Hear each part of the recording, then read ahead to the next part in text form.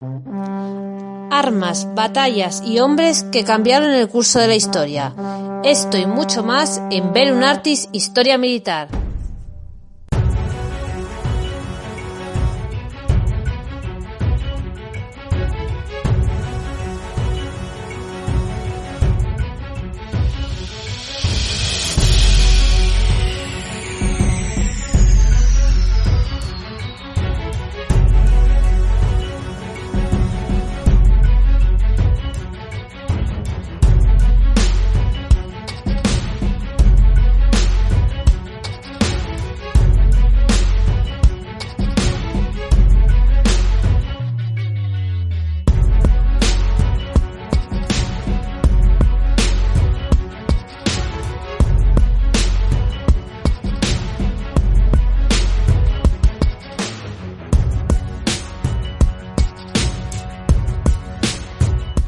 Hablando de cosas militares. Soy Francisco Garzacampa y esto es Bellum Artis Historia Militar, el lugar de encuentro para nosotros los apasionados de la historia. Hoy vamos a hablar con Yago Rodríguez, que muchos seguros que los conocéis, los seguidores de YouTube y que veis programas de actualidad militar, seguro que todos o casi todos estáis suscritos al canal de Cosas Militares. Hoy tenemos el honor de charlar con él en Bellum Artis. Es la segunda vez que viene, ya hace tiempo vino a un programa con Guillermo Pulido, con Lucas Martín, llamado La Encrucijada de Ucrania, y hoy, cumpliendo lo prometido, dijo que me iba a regresar un día a hablar en solitario, y aquí está, y tenemos la suerte de poder hablar con él, profundizar y conocer la persona detrás de Cosas Militares. Y también, por supuesto, como no, no podía ser de otra manera, sus gustos de historia, sus gustos de temática militar y también sus visiones sobre la actualidad militar española y mundial. No os molesto más y comenzamos este programa. Y ya sabéis, dar a me gusta, dejar un comentario y compartir en vuestras redes sociales. Y como siempre, nos podéis apoyar en los sistemas de micromecenazgo en Patreon, PayPal, Bizum y lo que sea. Muchas gracias a todos y empezamos este programa con Yago. Hola Yago, ¿qué tal? Muy bien, Paco, encantado de estar aquí contigo otra vez. Y a mí me haces un honor de venir aquí a este canal. Una persona que tiene un canal tan famoso como el tuyo, con miles de seguidores, que venga a este pequeño canal, que está creciendo, es cierto, pero es pequeño canal, es todo un honor y me alegra y me motiva a seguir contando historias, porque significa que no lo estoy haciendo tan mal y vamos poco a poco. No, hombre, enhorabuena a ti. Oye, yo me alegro de que estén apareciendo canales como champiñones, porque es como la muestra de que la gente se está moviendo y la gente se está interesando por todos estos temas que, más allá del interés de actualidad que puedan tener, pues hombre, yo creo que es muy enriquecedor y supongo que convendrás conmigo en que a los que siempre nos ha gustado la historia desde muy pequeños, pues nos ha dado muchísima felicidad, yo creo. A ver, yo como he explicado, desde pequeño era un aficionado a la historia, que hablaremos ahora del tema. Leía libros, tenía algún amigo, pero no muchos tampoco que fuesen como yo, y al final por internet, gracias a estos programas, voy conociendo a gente que a lo mejor no hubiésemos conocido, ¿no? Es decir, que si no llegamos a hacer este canal y tú el tuyo, nuestra vida no hubiese sido exactamente igual, hubiese sido mejor o peor, pero no exactamente igual. Yo creo que es una actividad muy enriquecedora. Nos hace conocer a gente muy interesante y saber que en tu teléfono tienes una persona experta en tal tema. Le dices, por favor, quiero hablar de tal cosa. Y el 99% te dice, sin problema, solo tenemos un problema de fechas, ¿no? Sí. Y ese es yo creo que es el mayor aliciente, ¿no? De meternos a divulgadores de historia, en mi caso, y sobre todo el tuyo, de actualidad militar, ¿no? Sí, a ver, bueno, yo debo admitir, mi caso es un poco raro. A mí me ha producido muchísima felicidad, sobre todo, ya más que el ser divulgador, la historia en sí, ¿no? El leer y el, no sé, poder desde niño enfrascarte en un libro. Pero luego ya, ahora más mayor, para mí sobre todo fue una huida hacia adelante, quiero decir. Yo no quería vivir del derecho, me interesaban estos temas de actualidad, empecé ahí un poquillo con Siria y me viene más de ahí que de esa otra faceta de buscar a gente quizás o intentar crear una comunidad, ¿no? De gente con la que poder hablar de estos temas. Porque además yo he tenido la suerte que mis amigos también eran un poco como yo, entonces sí que había interés, ¿no? Por estos temas. Claro, Pero yo sí, mis vamos. amigos más íntimos no, o conocidos sí, pero más íntimos que casi ni me escuchan, o sea, tú imagínate. Pues algunos sí, ¿eh? Yo soy también, lo sabes, no sé si lo sabes, licenciado en Derecho, de los que estudiamos Derecho en aquel momento porque Historia no daba trabajo y mis padres dijeron, piénsatelo bien, Paco, métete en Derecho. Y bueno, estudié Derecho y después, cosas de la vida, yo te invito, ¿no? Con el tiempo a estudiar la carrera de Historia, como hice yo también trabajando, y por lo tanto compaginarías ahí, digamos, tu pasión de una manera también organizada. Pues ahí tenemos un dato interesante, ¿no? Que estudiante de Derecho. ¿Y cómo te dio por meterte en la actualidad militar? Es decir, crear el canal y comenzar en algo que así a priori, bueno, es un sueño de muchos, pero no todos se meten a hacerlo.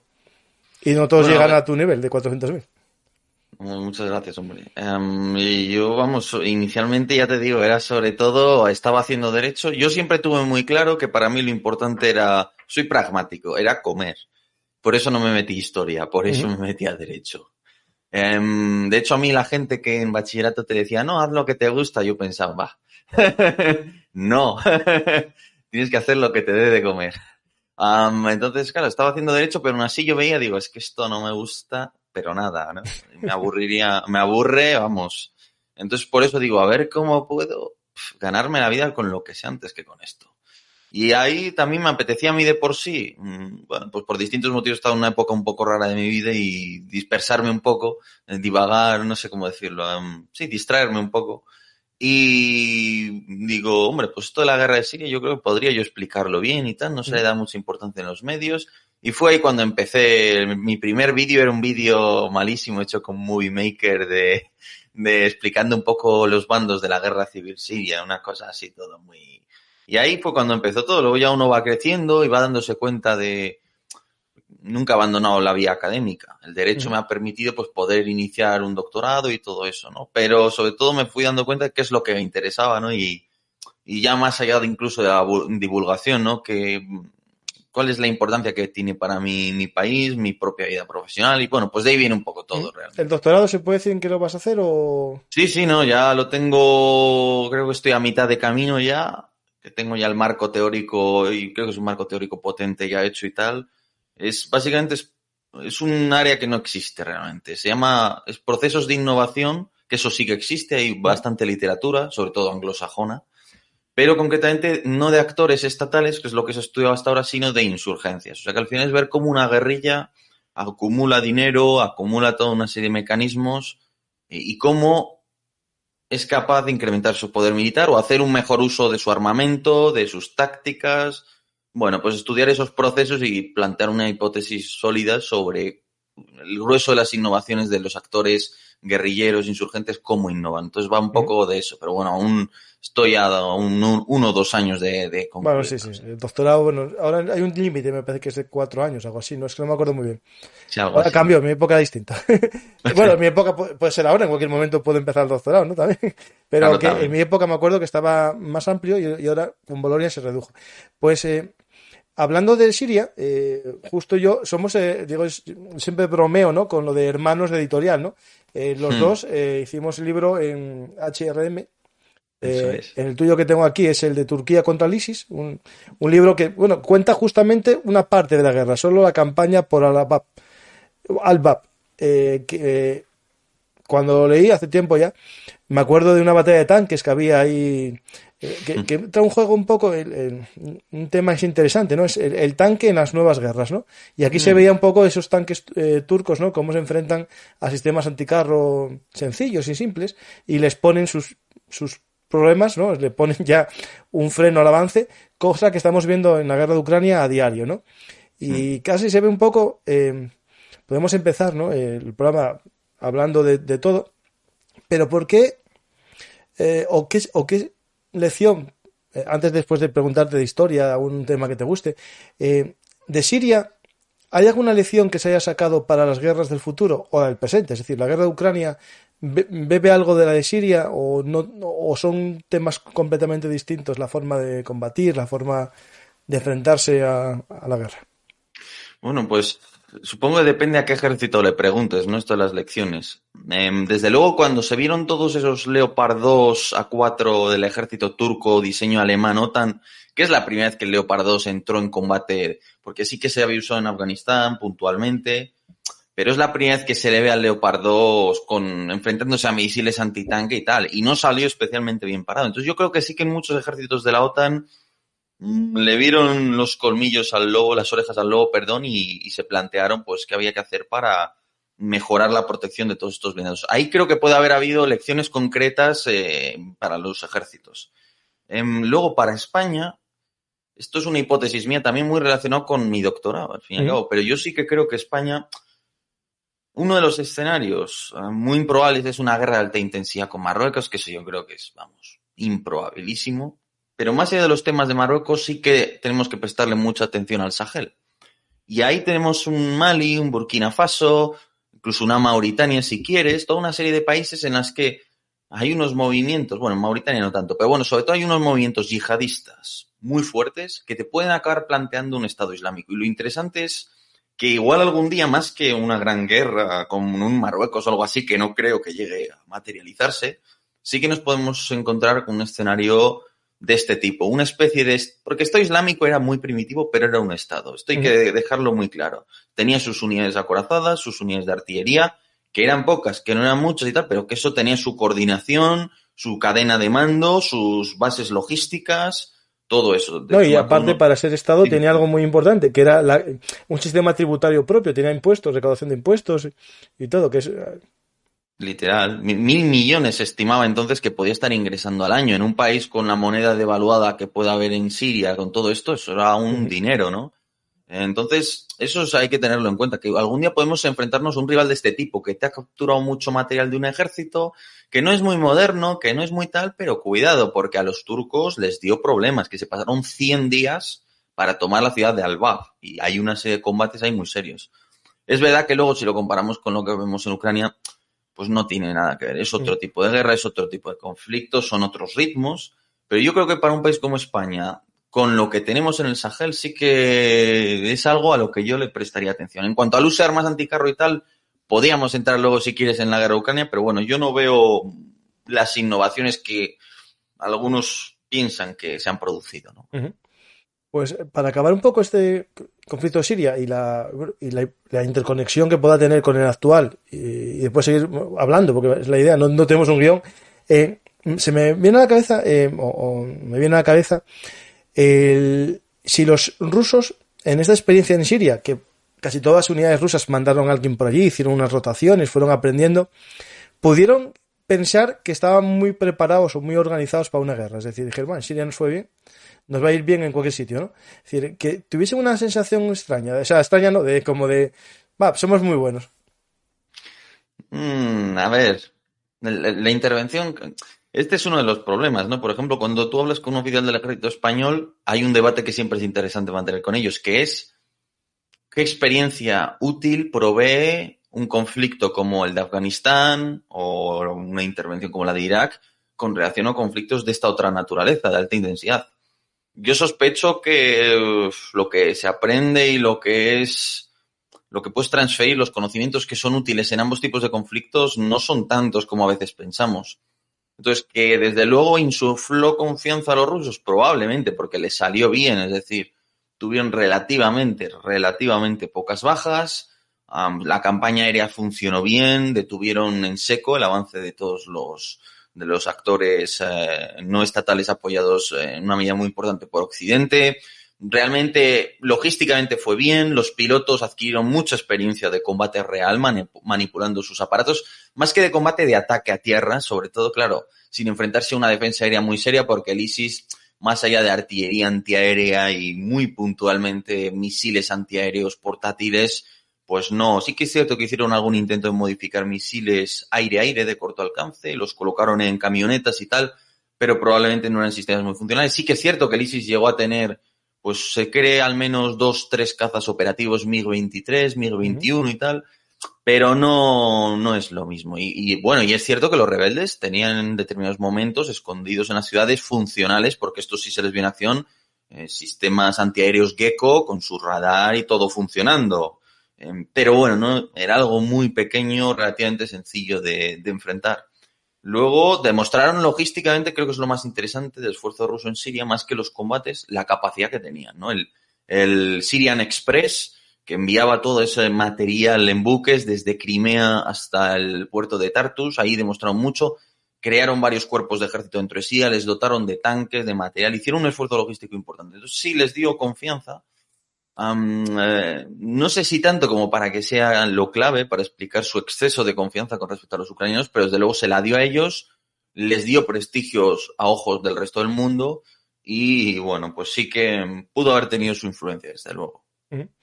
Pues la idea era un poco hablar del porqué de tu libro que publicó HRM, el de Turquía contra ese grupo terrorista. Lo digo porque el otro me río por no llorar, ¿no? Hace poco hice un programa sobre Afganistán, la invasión del 2001, y me lo desmonetizaron. Entre las vueltas que estoy dando es porque dije muchas veces siglas de grupos terroristas y nombres de terroristas. Y es un poco complejo ese tema. Pero bueno, contra ese grupo, que está publicado por HRM, tenéis la portada y tenéis la descripción para si os queréis hacer con él, porque todavía quedan algunos a la venta. En la descripción del programa está el enlace a Amazon o en cualquier librería. Yo siempre digo lo mismo, si queréis colaborar con el canal, compráis a través de la descripción.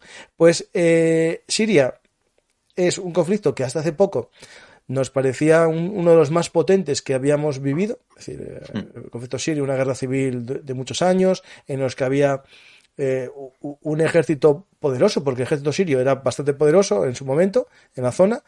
Después grupos armados, grupos terroristas, grupos rebeldes, intervención de Turquía, intervención de Rusia, de Estados Unidos, amenazas de bombardeos, armas químicas. Era un conflicto que nos parecía de lo más que íbamos a tener y de repente llega este de Ucrania, que hablaremos de él más tarde. Te digo, de este conflicto del siglo XXI es uno de los que más nos marcó a todos, ¿no? El que más, digamos, tiempo llevó en medios de comunicación, el que la gente quiso investigar a través de tu canal, ¿no? Que fue uno de los primeros que informó sobre el tema.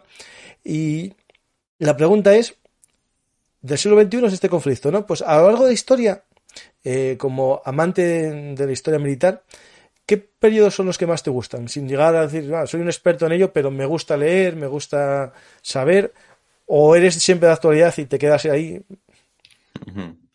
No, mira, pues... A ver, a mí desde niño siempre he tenido bastante curiosidad. Realmente he tenido mis temporadas por casi todas las épocas. Salvo el siglo XIX, yo creo que siempre he tenido alguna etapa, pues eso, la guerra de secesión americana, las guerras carlistas, pero sobre todo diría que cuando era más niño, adolescente, las guerras de la antigüedad, sobre todo pues los clásicos, las guerras del Peloponeso, las guerras médicas, las campañas de Alejandro Magno. Me encantan, siempre me han encantado, sobre todo las campañas de Aníbal Barca, la Segunda Guerra Púnica. Traidor. Atacar a mi Roma, no, mal. Bueno, oye, la verdad es que es tan increíble la hazaña de Aníbal, de cómo llegó a la península itálica y tal, con todo el reto logístico, bueno, y luego las victorias militares, que además, pues sobre todo Canas no es la más impresionante, pero todas, wow, me encanta esa era. Y bueno, luego más allá de ello, sí que también supongo que como todos hemos tenido ese punto de interés por la Edad Media que es tan... supongo que como siempre se ha vendido como esa edad más negra, más supuestamente oscurantista, pues tiene ese punto también, ¿no? De que permite dar más alas a la imaginación, por así decirlo. Pero sobre todo esas épocas, ya te digo. Persia, Grecia, Roma, Cartago... la conquista de la península ibérica, las campañas de Britania, pues eso es de lo que más me ha encantado siempre. Pues nada, esto ya te lo dije, cuando se reimprima te mando aquí a mi Cayo Mario, el tercer fundador de Roma, que bueno, que en el fondo tiene mucho que ver con todo lo que estás comentando. Hombre, y tú supongo que convendrás conmigo en que, bueno, Cayo Mario obviamente... tiene mucho interés militar y hay paralelismos con las reorganizaciones que vemos con los ejércitos con hoy todas, día y todo eso. Incluso la equipación personal de los soldados, que cada uno lleve su mochila con su comida, su petate, sí, lo mismo. Es decir, y es verdad, ahora aquí un tema que podemos sacar de esta conversación.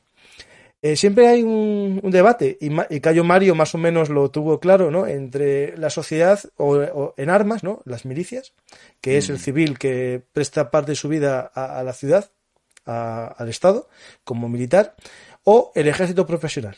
Y aquí es un debate que en Occidente es interesante, incluso cada poco se saca el tema a colación, ¿no? Siempre se habla, es que España tiene poco ejército, mejor meterla en mili. O Rusia tiene un gran ejército porque son muchos, porque tienen mili. Y que los otros son pocos porque no tienen mili. Entonces, para ganar a los otros hay que ser muchos o ser pocos. Es decir, Cayo Mario lo tuvo bien claro que la profesionalización, él no creó un ejército profesional, sino la simiente, ¿no? Y después él creó un sistema de que cada año iban renovando contratos, ¿no? Y después fue Augusto el que ya les hizo los 25 años de contrato, o los 20, depende del momento, ¿no? Pero la idea es, tú como, digamos, teoría o como norma general, ¿estás a favor de un ejército de conscriptos o un ejército profesional? Es que es muy complicado.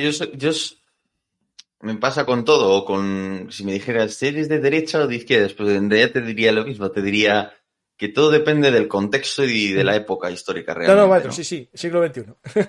Vale, ahora dices. Bueno, pero explica un poquitín eso que estás diciendo, que es interesante. No, bueno, a ver, entiendo que hay distintas etapas históricas, ¿no? Si nos vamos pues al inicio de la Edad Media, pues hombre, pensaríamos que lo lógico ya cuando se había disuelto Roma y estaba todo un poco atomizado, pues igual eran ejércitos de caballeros medievales más profesionalizados, más pequeños, más, sí, aristocráticos y elitistas, si queremos decirlo así. Luego ya, pues a medida que avanzamos siglo XV, XVI, la llegada de la pólvora, pues provoca todo lo contrario, ¿no? Que necesitas cada vez ejércitos con más gente, con la potencia de fuego depende del número de arcabuceros o de lo que fuere.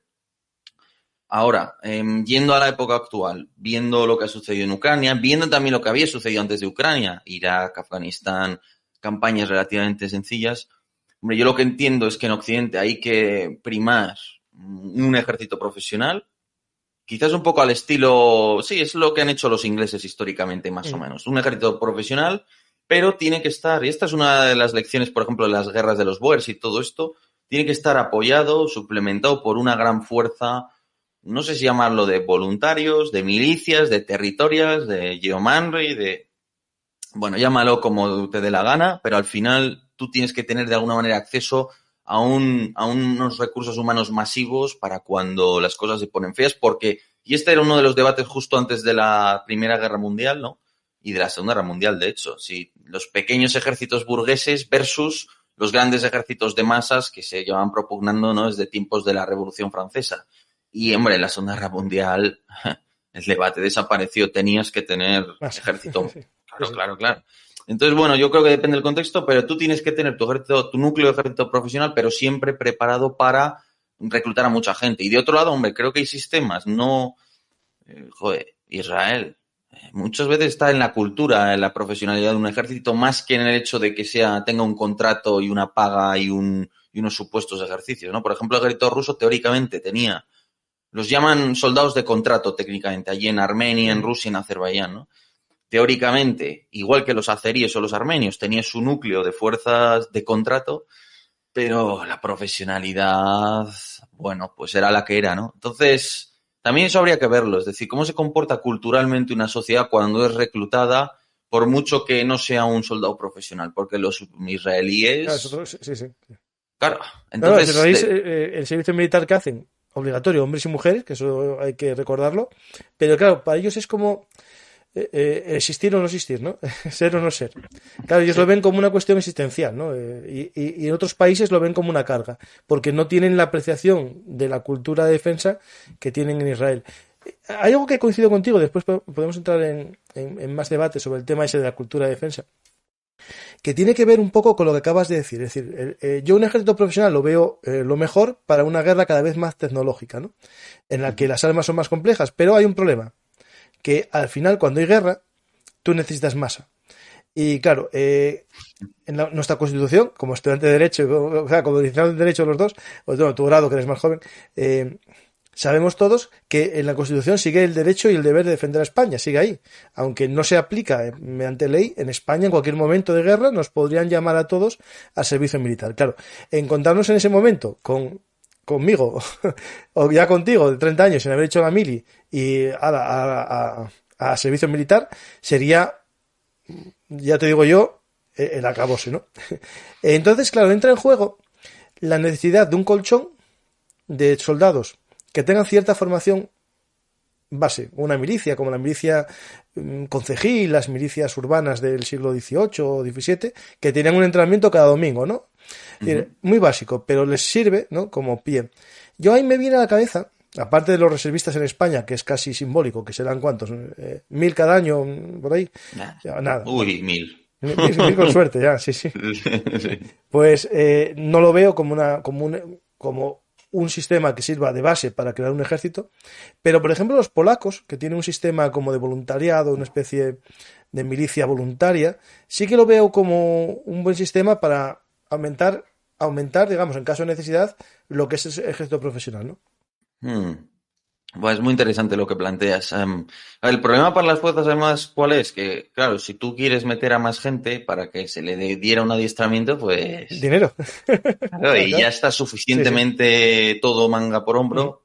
Perdón la expresión, no es que esté todo, ¿no? Hay cosas que funcionan mejor, peor, pero bueno, que hay muchas carencias, ¿no? Como para encima ahora gastarte el dinero en instruir gente. La reserva voluntaria, yo creo, tal y como está concebida en España, primero que no se le ha dado mucha importancia, eso está claro.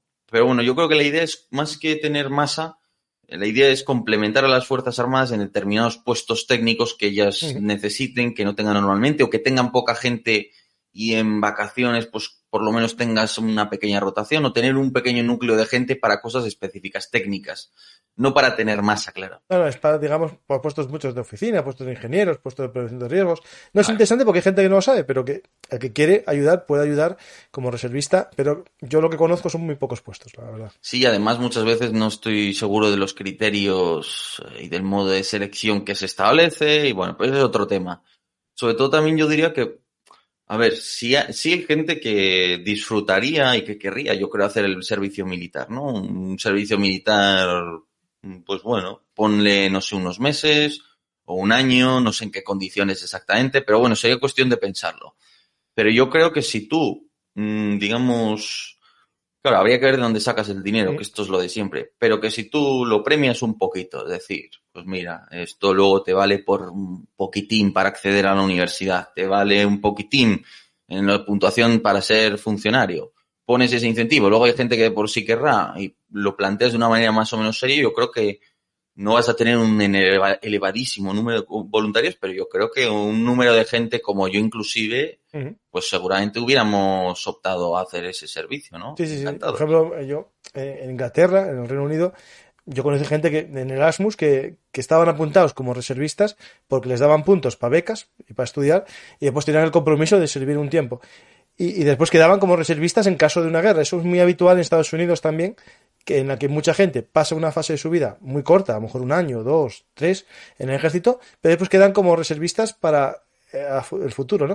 Es decir, en Estados Unidos tienes muchas posibilidades de que te activen algún día, cosa que en España esperemos que no, pero es lo que tú dices también, al final, cuando hay poco dinero para todo, y ahí entraríamos un poco el concepto que queríamos ahora ir ahondando, ¿no? La llamada cultura de defensa, ¿no? Un poco el si pacem para verum, ¿no? Si quieres la paz, prepárate para la guerra. Vivimos, y tú en un canal de actualidad militar seguro que hay gente que te dice que eres un violento, que fomentas todo lo que tiene que ver con la guerra, pero en el fondo, nuevamente, los que nos interesa la historia militar somos gente que sabemos lo que pasa con las guerras y lo que queremos es que no pasen. Yo ahí tengo la teoría de recibe más capones el que parece bueno que el que parece malo, ¿no? y en la guerra es lo mismo, tienes que dar un poco de miedo, ¿no? Es decir, si un país tiene un ejército que impresiona, aunque sea desfilando, vale, desfilas muy bien, no tienes ni idea de tal, pero los vídeos, las campañas de propaganda, es decir, la capacidad que tenga un ejército, ¿no? de propulsar fuerza, sí. Es decir, proyectar hacia el exterior, que es un ejército grande, hace que no tenga enemigos. Es decir, nadie se enfrenta a él. Ahí, ¿cuál es el papel que puede tener, por ejemplo, alguien como tú, o como yo, o como otros influencers de historia, ¿no? De actualidad, para concienciar a la gente de la importancia que tiene La defensa, ¿no? La defensa, porque vivimos todos muy tranquilos, ¿no? Pero la tranquilidad no la tienen en todos los lugares del mundo. Y muchos querrían nuestra tranquilidad, o por lo menos que no la tengamos para estar iguales que ellos. Pues mira, es complicado. ¿Qué es la cultura de defensa? Lo primero. Uh-huh. La cultura de defensa creo que son dos cosas. Una, y parece una tontería, pero una pasa por inculcar unos valores. Entonces, podrá parecer una tontería, pero sí, inculcar unos valores de... No hablo de ese nacionalismo extremo, excluyente, destructivo, sino, bueno, usted vive aquí, ¿no? Lo que afecte al interés nacional, por tanto, afecta a 47 millones de personas. Uh-huh. Y por tanto, usted no es un concepto etéreo, no es algo que esté en el aire, una cosa abstracta. No.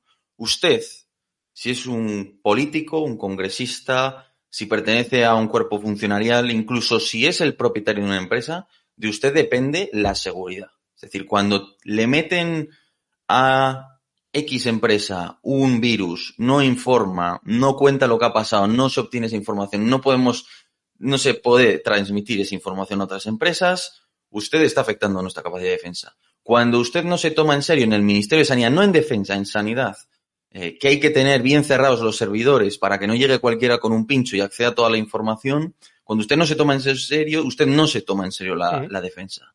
Entonces, esto por un lado. Un tema casi de moral, de responsabilidad personal, bueno, pues eso, de un lado.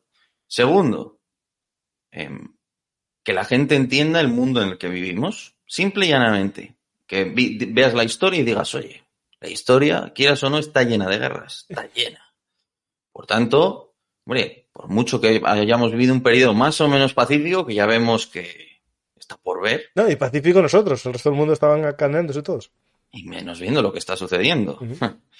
Pero bueno, pues tengamos un poco de cabeza y digamos, bueno, esto no sabemos si puede volver, vamos a poner los medios para que no vuelva, disuadamos. Si vuelve, aún así, pues por lo menos estar preparados para no tener que pagarlo muy caro, ¿no? Y yo creo que estas dos cosas, saber dónde vives y tener una responsabilidad personal, eso es lo más importante. Y luego, además, añadiría una tercera cosa en España. Desgraciadamente, si me permitís hablar con franqueza, las cuestiones militares de defensa se siguen asociando principalmente a un sector. Sí.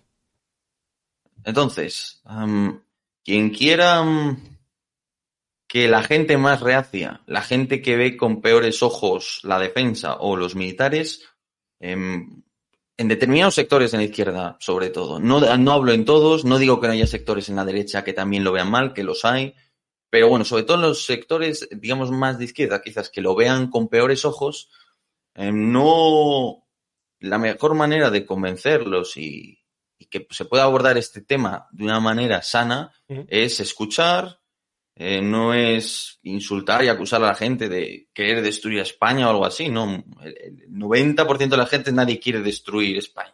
No, a ver, son concepciones distintas, ¿no? De la cultura de defensa. Unos creen que el ejército es el medio y otros piensan que enriquecer al vecino hace que no haya guerra. Es decir, porque como es rico no va a querer nada tuyo, ¿no? Pues, pero sobre todo que lo ven como algo obsoleto muchas veces. Sí, gente que lo ignora la realidad internacional, ignora tal, y no es maldad ni es nada. Entonces, si tú estás hablando con alguien así, no le insultes y no le faltes el respeto y nada, es todo lo contrario. Tienes que tener mucha mano izquierda, tienes que saber explicar las cosas y decirle, oye, mira, yo entiendo que tú ves las Fuerzas Armadas como algo obsoleto. Es normal, sí. Donde vives, pues nunca te las han planteado, no te han hablado bien, no te han explicado bien lo que era el Estado Islámico. Porque el Estado Islámico en el fondo era un Estado con el que hemos estado en guerra. Un Estado que nos había declarado la guerra, que nos ponía bombas, que eso podía haber acabado afectando al turismo que tenía Francia. De hecho, en alguna medida pudo haberlo hecho durante aquellos años.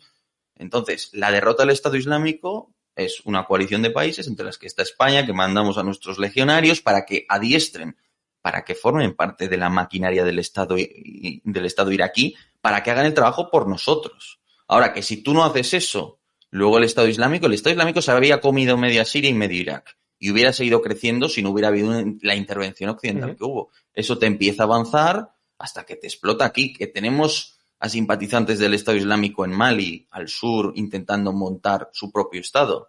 Sí. Entonces, la franquicia. Sí, que es gente que si pudiera llegar hasta aquí, que no tiene la capacidad por un motivo, no es ni por la economía, ni por los derechos humanos, ni por nada. No pueden llegar hasta aquí porque militarmente no pueden llegar hasta aquí. Pero si tuvieran la fuerza, llegarían. Entonces tú tienes que entender que existen esta clase de amenazas, que no se materializan porque se ponen medidas mucho antes, para que tú te sea muy cómodo y ni seas consciente de lo que está sucediendo. Pero esto tiene un coste, allí lo han pagado. Mira cómo ha quedado Mosul, una ciudad de 1,5 millones de habitantes, arrasada. Todo el barrio antiguo, la gran mezquita de un incalculable valor histórico, arrasada hasta los cimientos. Entonces, que la gente sea consciente de ello, simplemente, y tener esa mano izquierda y esa buena fe de no tratar al que no piensa como tú con condescendencia o incluso con mala leche, sino, bueno, explicar las cosas, y yo creo que la mayor parte de la gente lo entiende. Simplemente yo lo veo así, vamos. No, y hablando con Willy Pulido y con Triana en un programa sobre el positivismo, el realismo en geopolítica, ¿no? En relaciones internacionales, un poco pensar que queramos o no queramos, aunque soñemos, ¿no? Con la paz, soñemos con tal, la realidad histórica demuestra que las relaciones internacionales se basan en principios de fuerza y de imposición de la fuerza. Queramos o no queramos, siempre habrá alguien que crea que por el bien de su Estado, que por el bien de su régimen o por su bien personal, la fuerza contra otro Estado es el mejor medio para lograrlo, ¿no? Y eso, Exacto. hay gente que pensaba que no, que todo se podía negociar, que todo se podía hablar, y dio una ilusión un poco de fantasía a la gente, ¿no? De ese mundo feliz, esa Icaria, ¿no? Ese utopía. Yo siempre bromeo con el tema de los unicornios y los arcoíris, ¿no? Al final, por desgracia, siempre llegará alguien más fuerte que crea que la violencia es el medio, ¿no? Y ahí sí que hay que tener, yo creo que esa cultura de defensa. Y claro, ahí va un tema que es lo complejo, ¿no? La cultura de defensa, como muy bien dices, no es gratis, ¿no? Entonces, con los recursos que tenemos, que en España no llegamos al 2%, que es lo que teníamos firmado con la OTAN. Ya Trump lo dijo hace un par de años. La gente casi se reía de él, este Trump tal. Y ahora con lo de Ucrania, todo el mundo quiere cumplir con el 2%, ¿no? Pero claro, ahí hay un problema, como tú muy bien dices. No hay para todo. Entonces, si subimos al 2%, bien, perfecto, subimos al 2%. Pero claro, ¿qué hacemos? ¿Más soldados o más armas más modernas para los soldados que hay? Claro, y ahí hay dos formas de subir gasto. Y ahí es un tema complejo. ¿Tú qué harías, por ejemplo? ¿Apostarías por más soldados o los que hay que tuviesen mejores armas y mejor equipación? Pues mira, me alegra que me hagas esta pregunta. No, yo conozco el percallo.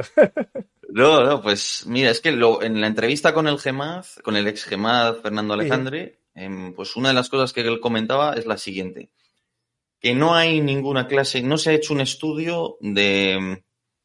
Tú, en la Guerra Fría, ¿tú cómo planificabas? Por lo poco que yo sé de este asunto. En la Guerra Fría, los Estados mayores planificaban en los ministerios por amenazas. Entonces, ¿cuál es mi amenaza? Está clara, la Unión Soviética. Por lo tanto, planifico para esa amenaza, ¿no? Esto involucra un modo de pensar, unos recursos, una serie de cosas. ¿Qué se hace hoy día o qué se debería hacer hoy día? Normalmente se planifica por capacidades. Es decir, ya no voy a planificar en función de lo que me voy a enfrentar, la amenaza clara que tengo, sino pensando en, vale, ¿qué necesito tener? Necesito fuegos de largo alcance, necesito armas submarinas, ¿qué capacidades? Que la capacidad no es solo comprar equipo, es mucho más. Es tener gente adiestrada, es tener procedimientos, es tener doctrina, es mucho más amplio. ¿Qué explicaba el GEMAD? El GEMAD explicaba que este proceso no se había producido realmente en España. Lo que sucedía al final era que el político te llegaba y te decía, mira, hay este dinero. Este es el dinero que hay. Esto da para tantos soldados. Por tanto, eso es lo que hay. Ya está. Entonces, nadie sabe realmente si lo que necesitamos son más soldados o si lo que necesitamos son más lanzacohetes o qué necesitamos exactamente. No obstante, yo, si me pides mi opinión personal, yo creo que hay que apostarle mucho, sobre todo, primero, fuegos de largo alcance, eso yo creo que lo ve todo el mundo. Segundo, muy importante, y sin ella los fuegos de largo alcance son inútiles, municiones, capacidad de inteligencia. Sobre todo yo creo que hay que apostar mucho al tema de los satélites. Tercero, Pero yo diría que, bueno, pues desde luego no menos importante, para mí una de las lecciones estratégicas de esta guerra es que sin avance por tierra, estratégicamente partes cojo, básicamente. Por tanto, la capacidad de tu fuerza para avanzar por tierra es fundamental y en ese sentido la infantería y el arma acorazada, que igual no necesita tanta inversión porque son tecnologías muy maduras ya, que tampoco hay grandes saltos por ahora, ya veremos. Pues yo creo que eso es lo que yo intentaría tener bien. Inteligencia, fuegos de largo alcance y capacidad para avanzar por tierra. Pero realmente hay muchas otras cosas y bueno, pues hay tanto los drones, desde luego, eso es algo fundamental. Pero bueno, yo lo veo así. Pues ahí tenemos el tema de los drones, que es algo que hace tiempo ya existía, ¿no? Y es algo que no es nuevo. Nosotros aquí en la Guerra de Corea ya tengo un artículo sobre el tema e incluso un programa sobre la historia del dron en la Primera Guerra Mundial y en la Segunda, ¿no? Pero lo interesante es que este conflicto actual y bueno, también el de Nagorno-Karabaj sacó el tema del dron, ¿no? El dron ya no como arma de observación, ya no como bueno, caza objetivos importantes, ¿no? El Predator que usaba Estados Unidos para acabar con algunos líderes de los grupos guerrilleros o terroristas, ¿no? Sino como un arma low cost que pone en tela de juicio casi todos los sistemas avanzados que nos encontremos, ¿no? Y sobre todo lo que hace que esta guerra en la Ucrania, que podemos empezar un poco a conectar por aquí y después vemos preguntas del público, es el tema del dron de low cost, ¿no? Es decir, que a mí, bueno, yo, otras tecnologías, vale, muy bien, el Bayraktar, muy bien, todo eso, pero claro, que con un dron comercial, conectado con una granadita, que no cuesta entre las dos cosas ni 2.000 euros o 3.000, pongan en peligro un carro de combate, un blindado. No un blindado, pues, bueno, con suerte, pero un BTR, un camión de logística o un par de soldados que están tan tranquilos en su trinchera, ¿no? Claro, eso cambia mucho la guerra. Es decir, siempre el soldado sabía que iba a morir en cualquier momento, ¿no? Pero cuando te disparan con artillería, más o menos estás preparado que va a pasar. Pero en esta guerra estamos viendo soldados que están tan tranquilos paseando y les cae una pequeña granada de un dron de estos, que estamos hablando de un dron de los que podemos comprar cualquiera y volar con él. Eso sí que para mí está cambiando un poco la psicología de la guerra, ¿no? Y la industria y unas cuantas cosas, sí. A ver, todos conocemos, o muchos conoceremos, yo creo aquí el Goliat, ¿no? Uh-huh. Sí. Que si lo piensas es el dron terrestre más fabricado de la historia hasta ahora. Hasta ahora sí. Entonces, el dron lleva mucho tiempo con nosotros, eso está claro. Ahora, el dron aéreo con capacidad de ataque es tremendamente barato.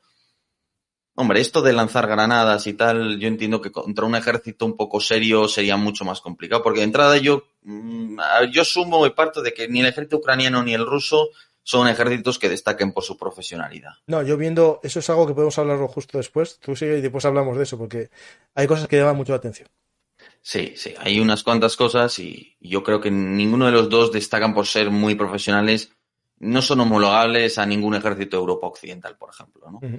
Entonces, de entrada, muchos de esos casos, con unas unidades de guerra electrónica un poco serias y tal, me gustaría a mí ver cuántos de esos drones realmente te pasan y tienen tiempo para colocarse justo encima y dejarte caer granadas. O sea, lo veo como pues ese tipo de bombardeo que empieza con la Primera Guerra Mundial, que al principio puede funcionar de uno lanzando granadas casi a ojo, que bueno, por una temporada vale, pero enseguida pues eso se supera y es muy poco útil, que luego igual te vas a la guerra de Siria y ves arrojando barriles bomba desde un helicóptero. Claro, justo, sí. O en la guerra esta del 48 de Israel, que lanzaban con avionetas igual. Pero es lo que tú dices, cuando aparecen antiaéreos, aparecen armas más potentes, al final el avión tiene que ir más alto y ya usa otro tipo de armas. Sí, yo no creo que esto vaya a durar muchísimo, es decir, seguramente es cuestión de tiempo que se creen unas ayudas a la puntería en ametralladoras pesadas y tal, porque tampoco son esos drones muy rápidos, son tractores. Para mí hay, pues eso, los llamo drones de caza, los drones para destruir otros cazas, tractores son los que son encargados de llevar cargas, recuperar otros drones, cosas así. Luego tendrías bombarderos de bolsillo, que a menudo pueden ser parecidos a los tractores para dejar, de hecho, vamos, los chinos practican una especie a veces de bombardeo de alfombra con muchos de estos drones que dejan caer, pues eso, 6 granadas de mortero más o menos, son varios, llegan varios, Además detonan, tiene espoleta para detonar en el aire y te arrasan una pequeña zona. Es un pequeño bombardeo de alfombra. O sea, que ya están vuelos en colmena, ¿no? Sí, son enjambres. Sí. El enjambre es como un ideal, ¿no? Del que estamos muy lejos. Pero bueno, al fin y al cabo son muchos drones cooperando o por lo menos coordinándose de una manera mínima, ¿no? Y sí, eso ya lo hacen. Entonces, y luego tienen los drones de ataque, los drones exploradores, ¿no? El dron de bombardeo de bolsillo lo veo muy básico, lo veo muy... que igual en el futuro tiene su papel, ¿no? De, oye, ya tengo controlado este espacio aéreo. A ver, yo es que tengo muchas ideas con respecto a esto. A mí me gusta hablar del espacio infraaéreo. Entonces, tendrías el espacio aéreo tradicional que intentas dominar con grandes aviones y tal, y luego el espacio infraaéreo son 200, 300 metros por encima de la tierra, donde hay árboles, donde hay obstáculos, aunque sea aéreos, hay obstáculos, y tú intentas apropiarte de ese territorio. Si tú te haces con ese espacio infraaéreo, pues igual ya puedes meter tus bombarderos de bolsillo para que bombarden. Pero en principio no es una táctica que yo creo que vaya a sobrevivir mucho. Pero bueno, el tema es el coste. La cuestión es que el avance por tierra depende de ir del punto A al punto B. Del punto A al punto B tienes que ir por tierra, pegado al suelo. Por tanto, puedes ir o a pie, sobre un animal, puedes ir sobre ruedas, puedes ir sobre orugas. Uh-huh. Luego puedes ponerle blindaje a algo de eso y puedes decir si lo armas o no. Me da igual si es un cañón de grueso calibre, de medio calibre, lo que sea. Entonces, al final, entre el tanque y el soldado a pie, tienes que elegir. Lo que te dé la gana, pero tienes que elegir. Y no hay otra manera de avanzar. No se ha ideado otra manera de avanzar. Yo creo que habría que crear blindados cargados de drones. Yo lo llamo portaenjambres. Y crear compañías llenas de blindados cargados de enjambres para abrir brecha y todo esto. Pero eso por ahora no existe. Entonces, lo que tiene son tanques. Y ya está. Esto es lo que hay.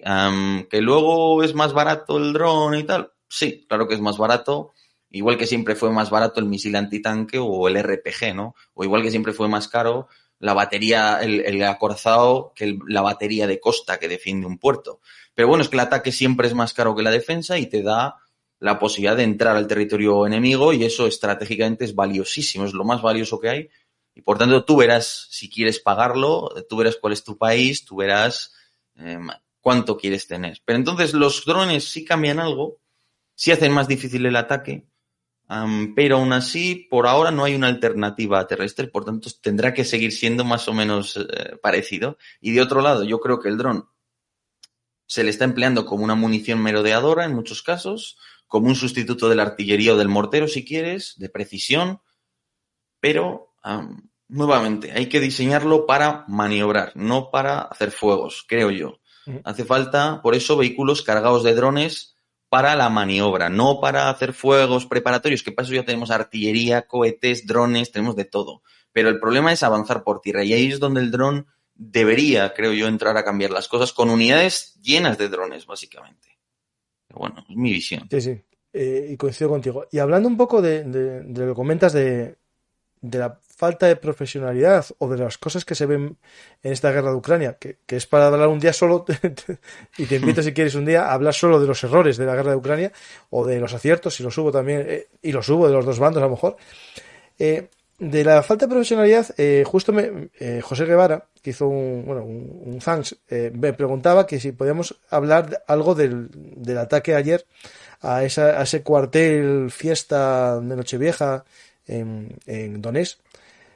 Es para mí un ejemplo un poco de esa falta de profesionalidad. Ahora mismo salen los diarios ya que Rusia está investigando, ¿no?, el por qué tantos soldados juntos, ¿no? Es decir, ¿puedes hablar un poco de ese caso y a partir de ahí vamos hablando de esa falta de profesionalidad de los dos ejércitos? Venga, vale. Pues, a ver, la cifra de muertos, Dios sabe cuál ha sido. Yo entiendo que puede haber dos maneras, tres maneras de que lo hayan detectado. Que eso es interesante porque nuevamente vamos a inteligencia y obtención de información útil, ¿no? Puede ser por una concentración de teléfonos móviles que detectes en un lugar, que sea anómalo, que no sean unas viviendas donde siempre hay muchos teléfonos móviles, ¿no? Por tanto, inteligencia de señales. Puede ser que lo hayas detectado porque tienes metidos unos cuantos virus en los smartphones y los soldados erróneamente tienden a llevarse los móviles al campo de batalla. Uh-huh. puede ser que sea un tema incluso satelital, ¿no? Que Estados Unidos lo haya detectado o algo de eso. Y bueno, o a través de agentes que tengas allí que hayan dicho, oye, aquí hay un montón de gente. Pero bueno, eso normalmente tiene su complejidad. Atacar un objetivo así, tienes que confirmar, no sé. Habría que ver cómo se ha hecho exactamente. Pero hombre, en todo caso, para mí una de las claves es esa, el tema de los smartphones. Los smartphones no se deberían llevar al campo de batalla, los smartphones son muy peligrosos y a su vez los smartphones hay que explotarlos y hay que aprender a utilizarlos contra el enemigo porque muchas veces, como vemos en esta guerra, pues no se toma el OPSEC, ¿no? La seguridad operativa, pues no se respeta. Y eso lo vemos en ambos. En el tema este de los móviles hay que recordar que durante mucho tiempo, y no sé si siguen todavía a día de hoy, los rusos usaban las líneas ucranianas, las antenas, los repetidores ucranianos, es decir, usaban el roaming ucraniano, es decir, al final eso era darle unos datos que me acuerdo que había filtraciones de las conversaciones, porque claro, cuando tú tienes la antena ucraniana, la compañía de teléfonos te coge todo como a cualquiera, ¿no? Porque estás usando ese sistema, ¿no? Claro, eso por ahí. Segundo, incluso sabemos de hackers que incluso aunque tú apagues el teléfono móvil, deja siempre una señal remanente. Por eso los grandes hackers meten su teléfono dentro del congelador, si te acuerdas, por la campana. No sabía. Sí, ¿cómo se llama? El que está viviendo en Rusia. El que escapó de Estados Unidos, el de los links, no me acuerdo. Schnauzer, no me acuerdo cómo se llama. Assange lo comentaba. Assange. Comentaba que hay que sacar la batería, sacar la tarjeta SIM y todo eso meterlo dentro de una nevera porque hace campana de Faraday. Es decir, lo que quería decir que el móvil da señal incluso en apagado. Y claro, esto tú concentras móviles por todos lados.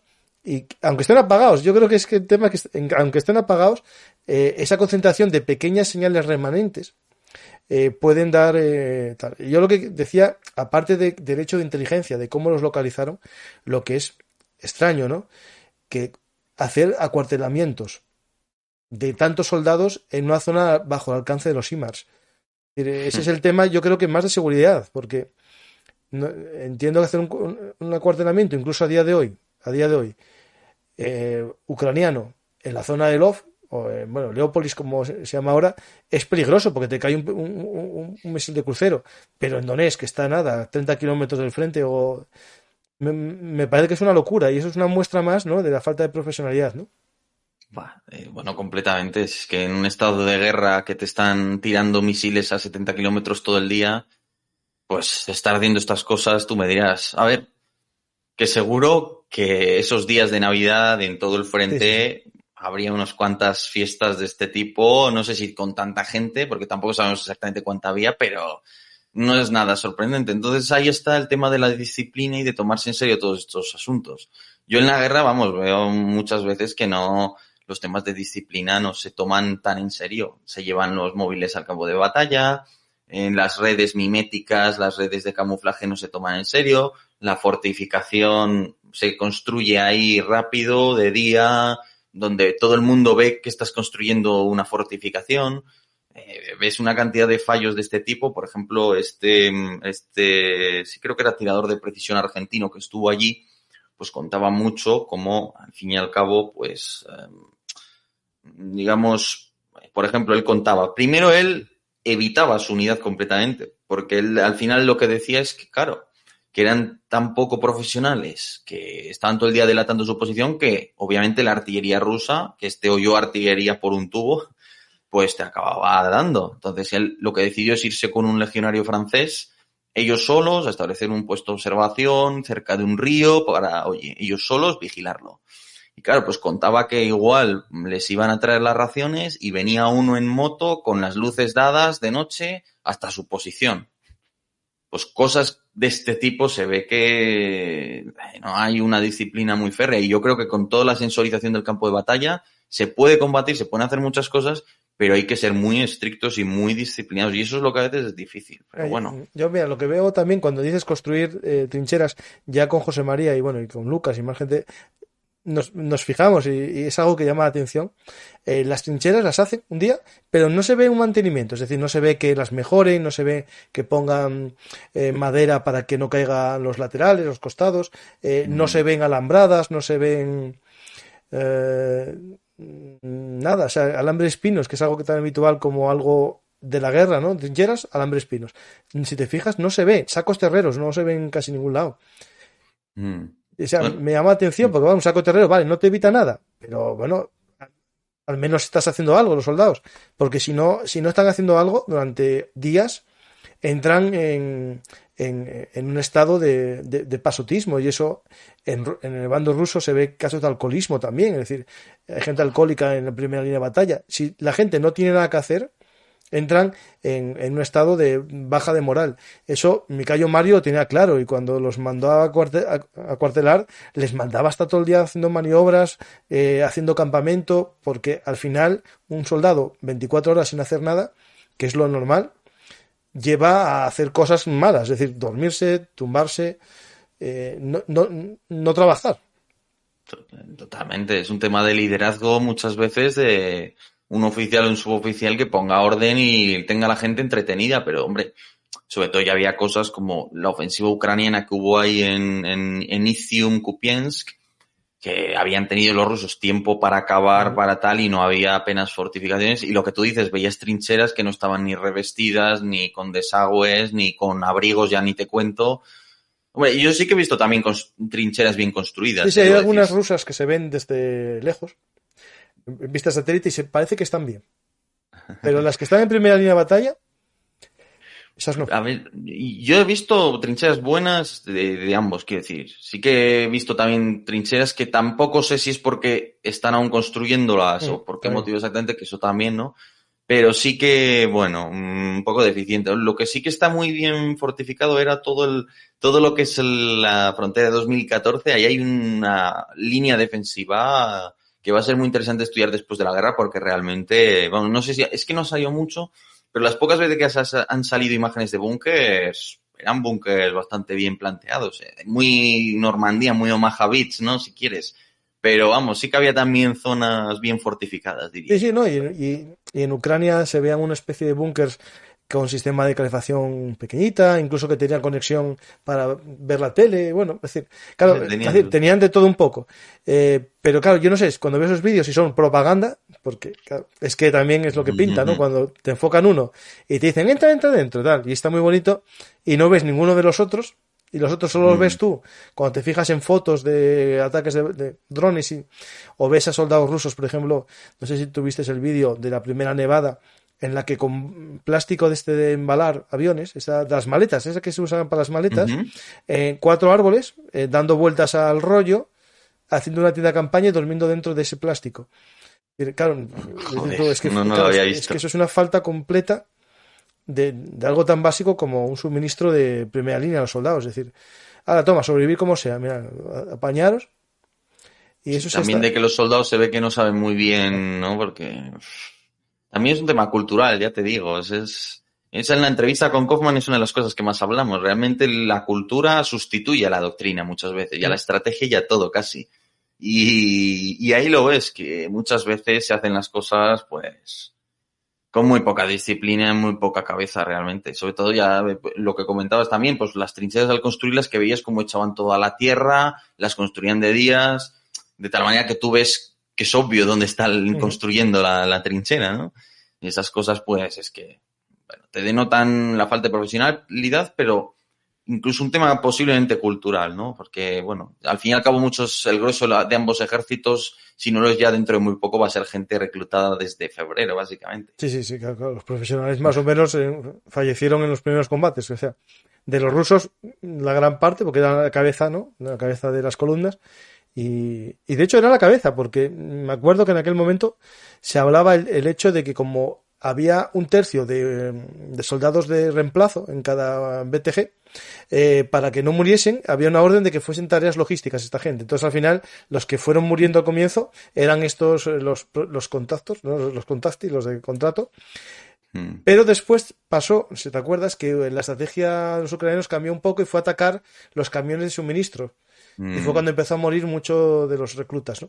Y, claro, de esas unidades, ¿no? Del principio yo creo que quedan poco, en los rusos muy poco, y en los ucranianos debe quedar más, porque yo creo que en los primeros semanas sacrificaron más a las guardias territoriales, estas tropas de mayo por ahí, que hubo muchos combates, a las guardias, ¿no? Esta guardia territorial, más que a los profesionales. Pero estoy contigo que incluso yo creo que lo que más le falta a lo mejor a Rusia, más que a lo mejor a Ucrania, es la oficialidad. Que ya en muchas imágenes, yo por lo que veo y gente que analiza, que se ven soldados solos y cuando les atacan no hay nadie que les guíe. Es decir, los pobres están desesperados y huyen juntos en cualquier dirección sin que haya nadie que lidere la retirada. Es decir, como una falta de oficiales, ¿no? Hombre, pues eso ya tanto ahí no sabría decirte. Hombre, entiendo que Rusia sí que debería tener bastantes oficiales. Hombre, los suboficiales, se supone que ambos ejércitos pues tienen, hombre, se supone que Ucrania tendría algo más, pero ambos ejércitos tienen relativamente poco. Pero sí, en cierto sentido también es cierto porque parece haber a veces una falta de liderazgo de quien sea que esté al cargo de ese tipo de acciones. Se toman, digamos, decisiones de atacar posiciones con relativamente pocas tropas, posiciones fortificadas, y no se entiende muy bien, ¿no? Cuando lo lógico sería retirarse. Bueno, incluso toda la estrategia que se mantiene en Bakhmut de constantemente lanzar ataques frontales, que eso tampoco se entiende muy bien, ¿no? No sería más lógico esperar, acumular durante unos meses tropas. Y ataca con 50 personas. Espera un día, ataca con 5.000. O sea, sí, hacer un verdadero ataque, no todos los días ataquitos que lo único que hacen es, bueno, que se mueran, porque no tienen posibilidad, sí. Sí. Y básicamente yo lo veo así, vamos, o sea que... Y una pregunta, ya pasamos ya a la fase de preguntas del público. De actualidad, digamos, aparte de la problemática de Ucrania, que llevaría para hacer un programa, ¿qué zona del mundo te preocupa, digamos, en primer lugar, como zona conflictiva del mundo, aparte? Es decir, ¿en qué lugar del mundo crees que puede haber un conflicto a medio plazo? Y segundo, ¿España está preparado para un conflicto regional? Es decir, España estaría a un conflicto, por ejemplo... Voy a hacer algo hipotético. Tengo un programa que es Marruecos ataca, ¿no? Pero bueno, no quiero decir que Marruecos el que ataque, sino que el Sahel caiga y ese Sahel lleve a una especie de onda, ¿no? Esa ola que afecte a la estabilidad de Marruecos, por ejemplo, ¿no? Como país. España, ¿estaríamos preparados para una inestabilidad muy grande en nuestro flanco sur? Digamos, vale, esa pregunta primera o la segunda. Vamos primero al gran conflicto, ¿no? ¿Qué conflicto crees que pueda saltar en el mundo? Si eres de los teóricos del gran conflicto. A ver, uno nunca sabe, ¿no?, lo que va a suceder. Desde luego, supongo que todos estamos de acuerdo en que donde hay un problema muy serio es en todo el asunto de Taiwán principalmente. Los roces fronterizos entre China e India yo no les quitaría el ojo, y entre India y Pakistán, porque ahí en cualquier momento tienes problemas. Todos los conflictos árabe-israelíes, eso en cualquier momento obviamente te puede estallar, y ahí sí que puede haber un efecto en cadena regional también con Irán, Arabia Saudita, o sea, el eje árabe y el eje persa, digamos, iraní, sobre todo ahí sí que hay un riesgo real. De hecho, oye, en Yemen pues no deja de haber una guerra, ¿no? Entonces esos serían como lo más preocupantes regionalmente hablando. Y luego, con respecto a España, España, y hombre, si sucediera algo así, que tampoco es impensable, yo entiendo que España podría reaccionar. Preparados, creo que no estaríamos, pero sí estaríamos suficientemente dotados como para, entiendo yo, reaccionar a una situación así, intentar cambiarla, intentar generar una estabilidad en la zona, intentar lo que fuere, ¿no? Pero yo creo que para algo así sí podríamos estar preparados a día de hoy. O sea, la pregunta que te hago, ¿nos saldría más rentable prepararnos para que no caiga el Sahel? Es decir, seguir apoyando la intervención europea en el Sahel, ¿no? Bueno, a ver, Europa básicamente... Es que Francia se está marchando también, lo digo. Se ha marchado, ¿no? Se ha marchado ya de Mali, Alemania también, quedamos nosotros básicamente en Mali. Hombre, yo creo que España tiene que estar preocupada por el Sahel, y ya no solo el Sahel, sino diría por toda África Occidental. De hecho, creo que España debería darle mucha más importancia a África en su política exterior. Particularmente diría Nigeria, Níger también, pero sobre todo Nigeria. Son países donde hay oportunidades económicas, yo creo, oportunidades de obtener influencia política. Entonces yo ahí me centraría mucho. Pero sí, en el marco de todo eso, de lo que nos interesa, de algunos lo llaman el patrio trasero, no por, desprecio, sino porque al fin y al cabo España siempre ha estado mirando más a Europa, ¿no? Por eso es como lo que está a tu espalda, vamos a decirlo así. Pero sí, creo que a España le interesaría mantener una estabilidad en el Sahel, vamos, el problema va a ser el cómo, ¿no?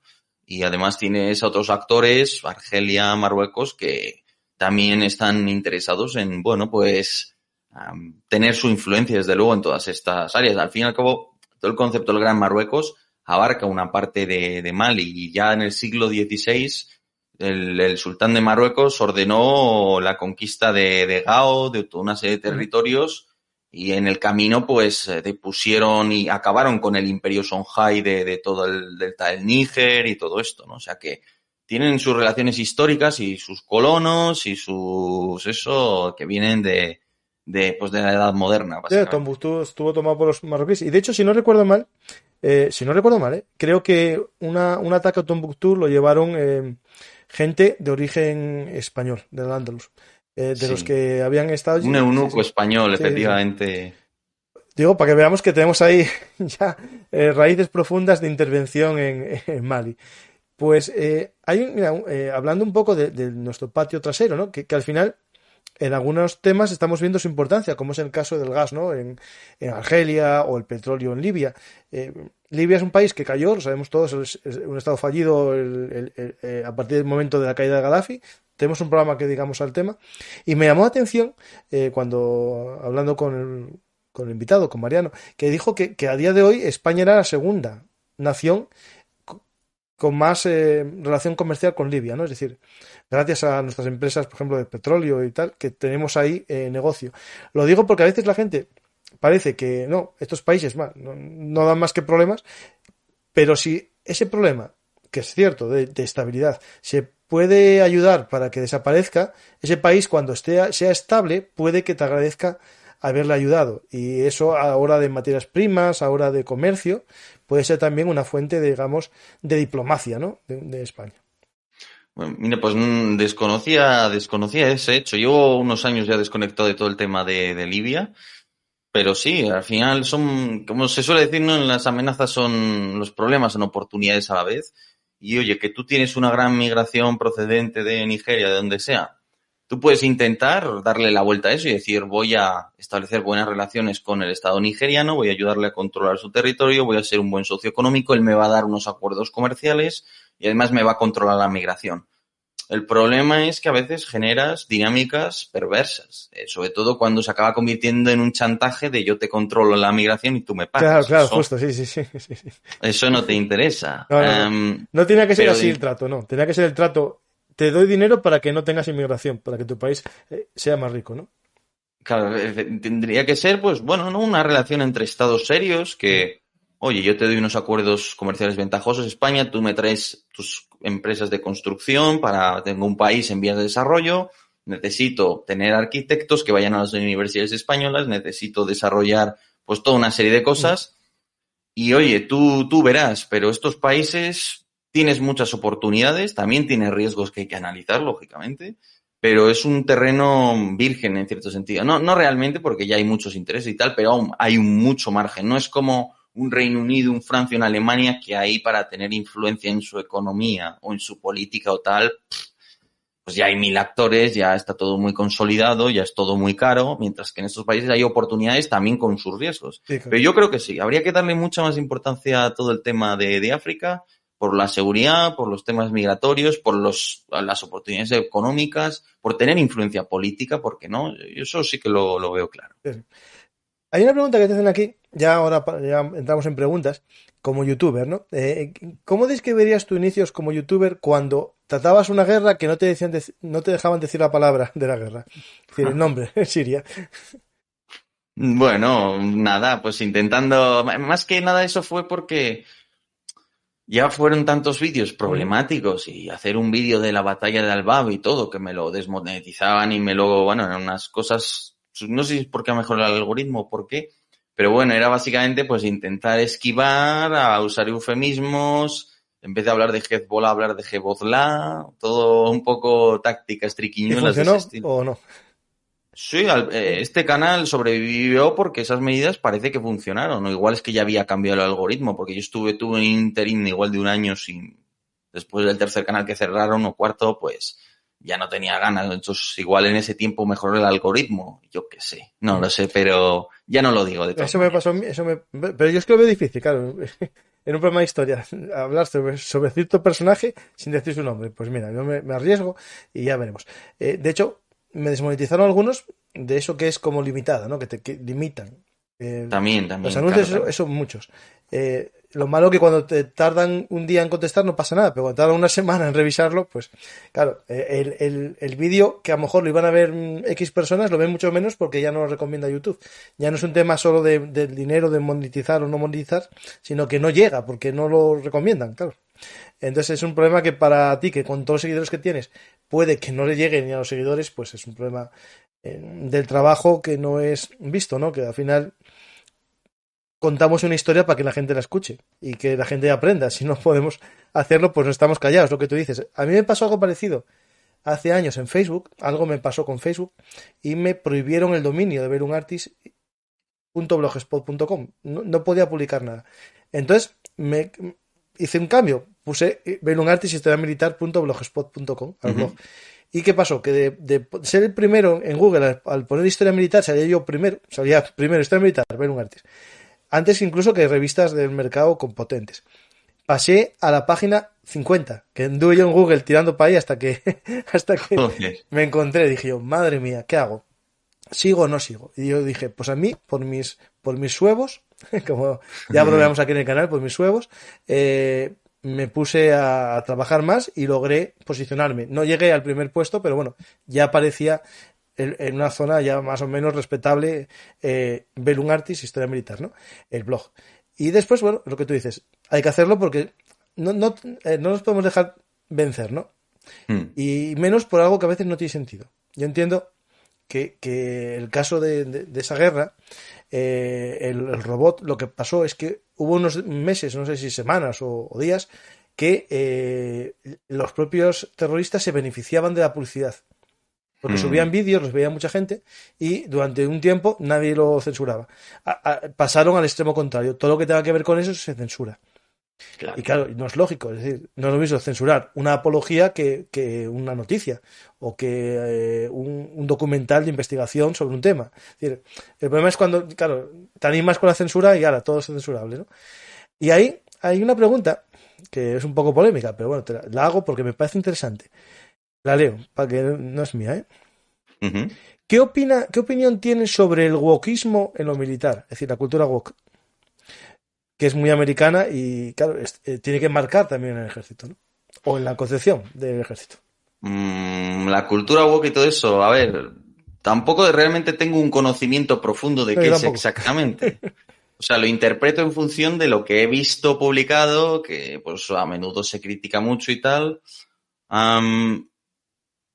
No tengo claro exactamente, o sea, no sé definir exactamente lo que es la cultura woke. Supongo que hay quien lo podría achacar a todos los temas LGTBQ y todo esto, Sí, sí, ¿no? y étnicos, el A ver, buenismo, no la la violencia. batalla cultural Claro, igual no sí. sé si está relacionado con eso. A ver, yo creo que a veces se le dan más importancia de lo que realmente tienen. Creo que es un tema principalmente anglosajón. Y creo que, ante todo, a mí la corriente de ideas que a mí me gusta es la de la ilustración. Entonces, a mí me gusta, digamos, la era de las luces, me gusta la racionalidad, me gustan los criterios de capacidad y mérito. Entonces, para mí, independientemente de todo, las instituciones tienen que ser lugares serios, lugares apolíticos, profundamente apolíticos, y lugares que funcionen por mérito y capacidad. Por tanto, mientras se respete eso, a mí me da igual todo lo demás, básicamente. Sí, sí. No, de hecho es muy complejo, porque, por ejemplo, lo digo yo y mi opinión. Hay gente que fomenta lo woke en Estados Unidos, por ejemplo, bueno, el gobierno actual supuestamente es de la cultura woke parte. Pero ¿qué es exactamente woke? No, O no, yo es que sea, no, es como un espectro, ¿no? Como, esto es woke, ¿no? Pero lo digo porque por ese lado sí es cierto que a lo mejor, por un lado hay esa visión, pero Biden en lo militar está a favor de la defensa y de la inversión en defensa. Es decir, no sé hasta qué punto en este caso existe cultura woke militar. Por lo digo porque a veces una persona puede tener una visión en una cosa y en otra cosa otra distinta. Porque la cultura es una cultura, pero en Estados Unidos también tienen una cosa que se llama la cultura nacional, o sea, la cultura de seguridad nacional o la cultura de defensa nacional, que está por encima incluso de la política ideológica en muchos casos. Sí. Es decir, es muy complejo. No se puede, no es como España, ¿no? Que España a lo mejor somos más cortoplacistas en todo. Los americanos en temas de seguridad nacional yo creo que piensan un poco más a largo plazo. No sé cómo, si es un largo plazo de 10 años o 8, pero más que nosotros sí. Es verdad, mira, hablando de esto y una pregunta que se me viene a China, pensar a 40 años. Claro, ¿eso en lo militar lo ves una ventaja o lo ves también un problema de falta de flexibilidad, por ejemplo? Pues lo veo también, me pasa un poco como con lo woke. Me resulta irrelevante. O sea, quiero decir, sí, está ahí, pero no creo que tenga la importancia que se le da. Sí, los chinos pueden planificar a largo plazo, pero bueno, ¿qué sentido tiene planificar sobre un momento del tiempo en el que no sabes ni qué tecnologías va a haber, ni qué recursos financieros va a haber disponibles, ni nada, ¿no? Entonces, para mí esos plazos son absurdos. Sí que puede estar bien fijar algún objetivo, que sea un poco orientativo y que sea un símbolo también de tus aspiraciones como Estado, pero lo veo muy excesivamente a largo plazo. No obstante, pues a otros plazos, como mucho, igual pues 20 años, una cosa así. Sí que creo que las políticas que van haciendo los chinos tienen más estabilidad que lo que hacemos aquí. Y en ese sentido eso sí que les da una cierta ventaja. Pero yo no le daría tanta importancia como a menudo se le quiere dar. Nadie puede planificar a 40 años. Eso es completamente absurdo. Ya 20 es complicado. 40 lo veo un ejercicio de, pues eso, como cuando un académico escribe o escribimos, ¿no? Un documento súper rebuscado y grandilocuente y tal, que eso a dónde va a llegar realmente, pues bueno. Sí, tienes razón. Yo en el caso, claro, en los chinos, ¿no? Que piensan siempre a más largo plazo, mezclado con el comunismo y los famosos planes cuatrienales, quinquenales y tal, puede que vaya pensado por ahí, pero lo que tú dices, algo como un objetivo que se va a ir modificando, porque 40 años en adelante no puedes tener una concepción de lo que va a pasar, porque a lo mejor estamos hablando de una guerra muy distinta, ya con cosas que no existen a día de hoy. 40 años en la historia era poco, pero en el siglo XX ya era mucho, y en el siglo XXI 40 años es la intemerata, ¿no? La capacidad del ser humano de aumentar el conocimiento de la generación anterior, en el siglo XXI casi una generación ve 3 veces más o 4 cosas más que en el siglo XX. Y en el siglo XVIII el abuelo moría viendo casi lo mismo, ¿no? que el nieto, es decir, no había cambios. Y a día de hoy cambia tanto que hace 40 años estaba Ronald Reagan casi con las guerras de las galaxias. ¿Tú crees claro, que iba a poder prever lo que en 2020? Claro, no. No, estoy contigo, no. Pero bueno, queda muy, muy, muy guay de que somos muy organizados. Sí. Es eso. ¿Qué sucedió con... cuando Ucrania disponga de ATACMS, ¿será el arma decisiva en esta guerra? Yo no creo mucho en las armas decisivas. Creo que sí. O sea, por ejemplo, si los Switchblade y este tipo de armas se hubieran usado en masa, con buena inteligencia, con mucha gente adiestrada en su uso, con grandes números, creo que algo así sí te podría cambiar la guerra.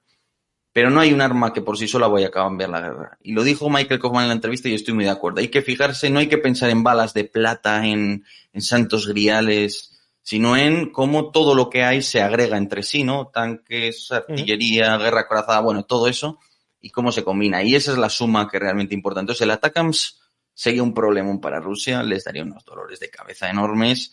Difícilmente podría cambiar la guerra, pero obviamente sería otro grado más, en este caso, a favor de Ucrania principalmente. Yo creo que mucho de esto del arma decisiva, ¿no? Viene vinculado a la famosa batalla decisiva de Fuller, de la historia, pero sobre todo yo creo que viene al arma definitiva de la época Segunda Guerra Mundial, ¿no? De la Alemania, ¿no? Las armas milagrosas que iban a salvar al imperio, ¿no? Al Reich. Pues sí, yo creo que viene mucho por ahí, y yo coincido contigo que un arma es un toque más. Es la suma de armas que, en este caso, un arma como Atacams atacaría una línea de suministros muy atrás en el frente y eso moralmente dañaría mucho a Rusia. Otra cosa es que, como haces en tus programas, el semáforo rojo de arma nuclear se ponga rojo intenso, ¿no? Porque me hace gracia esos niveles que haces de semáforos. Y el rojo se pondría muy intenso en el caso de que atacasen demasiado objetivos en retaguardia, ¿no? Sí. ¿Qué país, aparte de Estados Unidos, dispone de los mejores servicios de inteligencia? Yo creo que sé cuál es.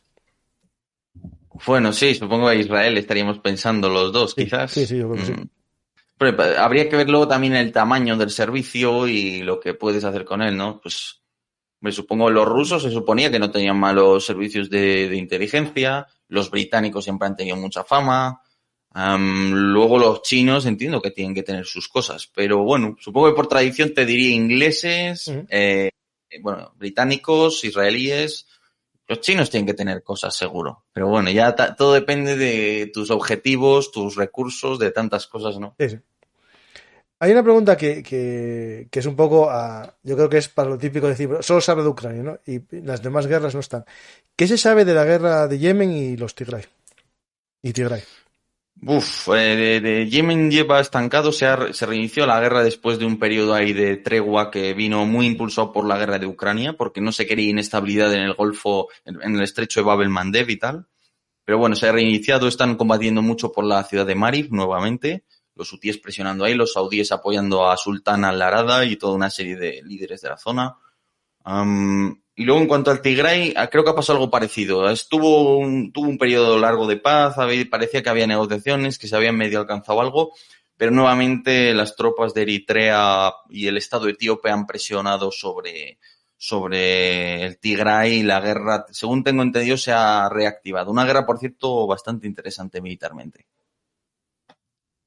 Bueno. Hay mucha gente, hay un éxito. Para ti es un número, a lo mejor no muy alto, pero para mí hay 1000 y pico, que está muy bien. Está muy bien. El tema que no me nos hacen preguntas. A ver, voy a dejar aquí un minuto de preguntas porque había hablado con Yago. Bueno, si no, también te digo, ya se está acercando la hora justo eso, de la duración. El tope que habíamos hablado de 1:30, por tanto, el que quiera hacer una pregunta le quedan 5 minutos. Un saludo a Emiliano Jiménez, por cierto, que le estoy viendo ahora en el chat. Ah, bueno, pero sí, es amigo también de... Bueno, ese es un... Sí, bueno, igual también está por aquí, está en varios, yo creo, pero... Habla de los M2, Bradley, que dicen que van a dar a Estados Unidos. ¿Qué te parece? ¿Que si tienen función como tanque o como blindado, su empleo lógico? Yo como tanque no lo veo, pero tienen un blindaje que no es adecuado. O sea, es el Bradley con cualquier no, pero con un arma de cierto calibre y con un misil antitanque en la zona frontal lo perforas perfectamente. Uh-huh. Y encima luego también hay una película que se llamaba la Pentagon Wars, que creo que eran los papeles del Pentágono o algo así, traducido al español, que cuenta la historia del desarrollo del Bradley. Con el actor, además, que hacía una serie que no sé si conoces, que se llamaba Prestia. Creo que la vi esa película. Sí, creo que la vi, sí.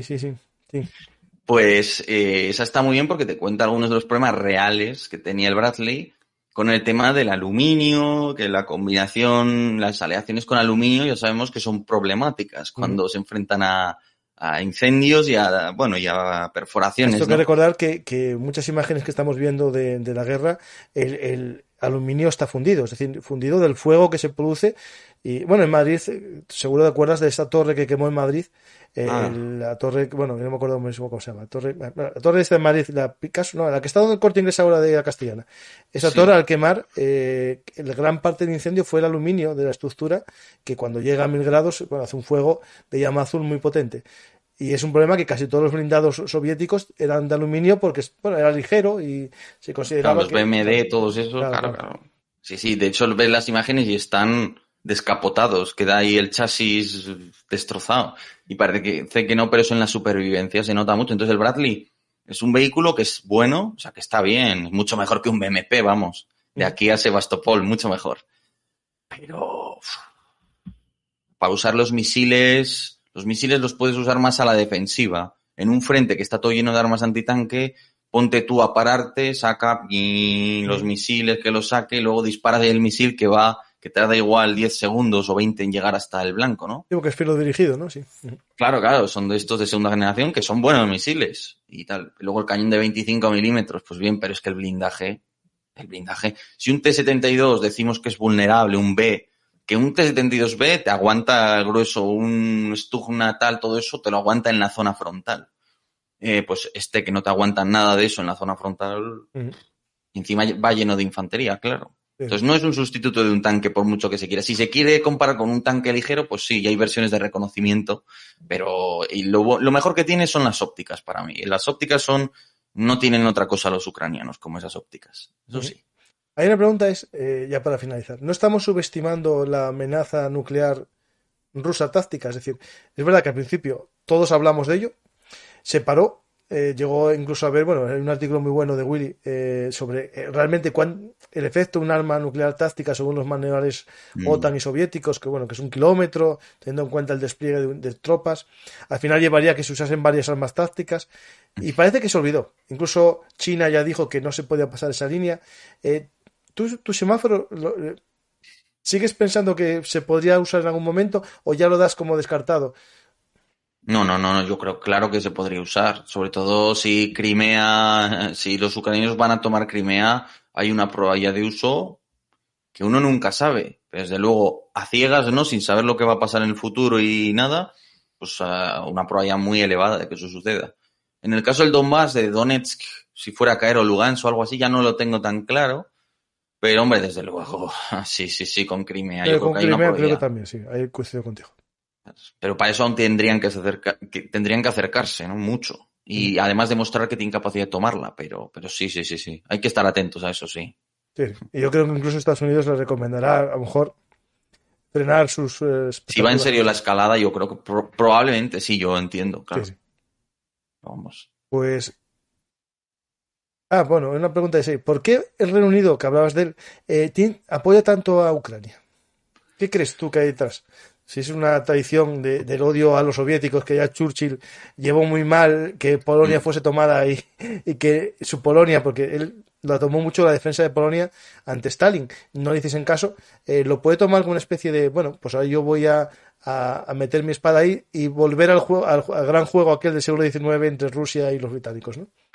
Pues mira, yo lo interpretaría a través de la tradición de política exterior británica, que es a través de una corriente de ideas que, igual que Estados Unidos es quien dio a luz a lo que se conoce como el realismo, el liberalismo, y al grueso de los autores marxistas que hay de relaciones internacionales, los británicos lo que tenían es una cosa que se llama la International Society, la sociedad internacional, ¿no? Entonces, en su visión del mundo, básicamente, digamos, dentro de esa sociedad internacional que convive mejor o peor, Rusia sería un actor totalmente opuesto a esa sociedad internacional y que además sería, no sé si tanto como un enemigo muy claro, pero desde luego un competidor muy directo con el Reino Unido. Entonces yo lo interpretaría por ahí, ¿no? Entonces en esa defensa de la sociedad internacional, en la que además siempre, si es posible, pues prefieren democracias y todo eso, entiendo que les interesa apoyar a Ucrania para enfrentarse a un rival histórico de alguna manera, ¿no? Que sería Rusia y que para ellos sería un factor de inestabilidad y de un foco de autoritarismo y todo eso. Yo lo veo así, vamos. Pues me parece interesante y además habrá temas económicos como en todos estos temas que no se puede olvidar jamás ese elemento de comercio e inversiones, ¿no? Pues Yago, muchas gracias. Llegamos justo al límite temporal que nos habíamos marcado. Que yo también quiero, la gente dice, no, un programa de 3 horas. Dije, sí, está muy bien cuando haces uno a la semana, pero yo que hago tantos, por mí la duración ideal sería esta. Ya aplaudiría con las orejas cuando sea este tiempo. Por lo tanto, creo que hicimos el contenido amplio, se trató todos los temas. El que quiera va a saber más en tu programa y conocerte mejor el desarrollo de estos pensamientos, porque tienes programas también, aunque ahora, claro, todos nos centramos los de actualidad en Ucrania, ¿no? Yo intento hacer programas de más épocas. De historia, que nadie se me queje, que hago 3 semanales, que son los que tengo siempre, martes, jueves y domingo, y después los que voy haciendo así como gracias a ti y a tu ofrecimiento de venir aquí a hablar de actualidad y de ti también un poco, que era la idea, que la gente conozca a Yago, el de cosas militares, no que escucha cosas militares y sin saber quién es Yago, ¿no? Pues, Yago, pues muchas gracias, la verdad que ha sido un placer. Espero que sigamos alguna vez más en contacto, que vengas algún día aquí a hablar de Ucrania y cuando quieras yo me voy a hablar de Roma, feliz y contento, y seguro que... De Cayo Mario, sí, por supuesto. Que alguno aprende del pasado, ¿no? Porque al final no, se parece mucho, las cosas riman, no es que se repitan, pero riman un montón. Y seguro que ya verás que hay cosas muy interesantes. Pues Yago, muchas gracias. Gracias a ti, Paco, por haberme invitado y por el buen trato, por supuesto, te lo agradezco mucho. No, solo sería aquí traer a alguien a mi casa y tratarle mal, no, eso no. Pero bueno, especialmente bueno, hombre. Sí. Pues muchas gracias, Yago. Si quieres decir algo a la gente que está aquí, muchos de ellos seguidores tuyos también. Nada, que hay, como digo, han aparecido canales como Champiñones y eso es bueno. Sobre todo cuando se ofrece un contenido serio y que penséis que al final esto es una gran comunidad, que son muchos canales, que podéis disfrutar del mío, pero podéis disfrutar de muchos otros y que con vuestra actitud y con lo que veis y lo que apoyáis, pues estáis promoviendo esto. Así que, bueno, pues os invito a ver Velum Artis y, oye, y muchas gracias a todos, naturalmente. Eso es cierto, la comunidad es muy buena. Tenemos buena relación, que podrías decir, no, nos llevamos mal porque nos quitamos gente. No, es que esto es enriquecedor, porque el que descubre Velum Artis dice, pues me interesa esto. Y le aparece YouTube y le dice, hay un programa muy similar de cosas militares que te gusta. Entonces entra ahí y se genera una comunidad. Es decir, no veo que, o sea, salvo que seas una persona que tengas una visión muy contraria y seas un fanático y tal, los demás nos enriquecemos mutuamente, que es lo interesante. Pues Yago, muchas gracias. De hecho, me dicen aquí una cosa que dicen, dile por privado a Yago que te ponga en contacto con Óscar Vara. Dije, no, en privado no, lo digo aquí. Si conoces a Óscar Vara, que me pongas en contacto, que tengo yo vale, que tengo muchas ganas yo de hablar con él, de hacer un programa con él. Sí, sin problema, yo le escribo a Óscar Vara, por supuesto. Vale, perfecto. Le dices un pequeño blog, Velum Artis, y que lo busque. Vale, sin ningún... Perfecto. Es que muchos días hablamos de hacer un programa sobre economía y guerra, ¿no? Y dije yo, el mejor es Óscar Vara, pero no soy capaz de contactar con él. Perfecto, yo le escribo. Vale, pues ya, muchas gracias, la verdad, te lo agradezco de corazón. Y me despido yo también de la gente. Estamos un momento, espera, que me despido yo del público. Muchas gracias a todos. Espero que os haya gustado este programa con Yago.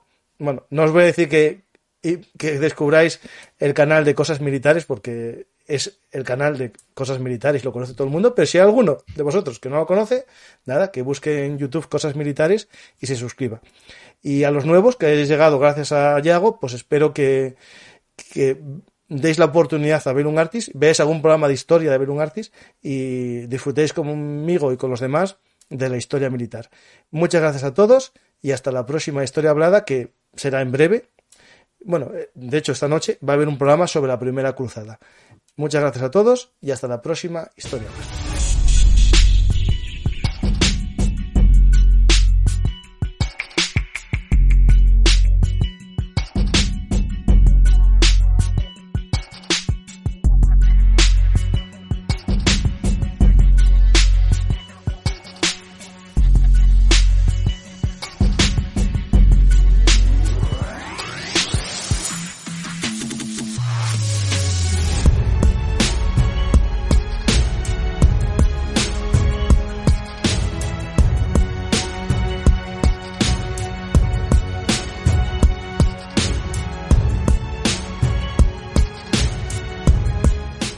Hola amigos de la historia militar, si os gustan nuestras historias habladas, podéis apoyarnos en patreon.com/velumartis o en paypal@velumartis. Y si queréis también, aquí en iVoox os podéis hacer fan y beneficiaros de la escucha anticipada de nuestros programas. Muchas gracias y hasta la próxima Historia Hablada.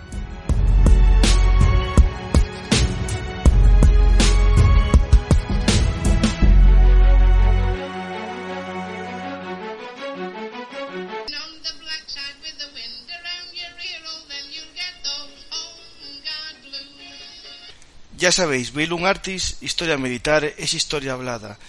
Estamos, como siempre, en todas las redes sociales, pero recordar, ahora nuestra dirección es velumartishistoriamilitar.blogspot.com. No os olvidéis, Velum Artis es el blog de la historia militar. Muchas gracias.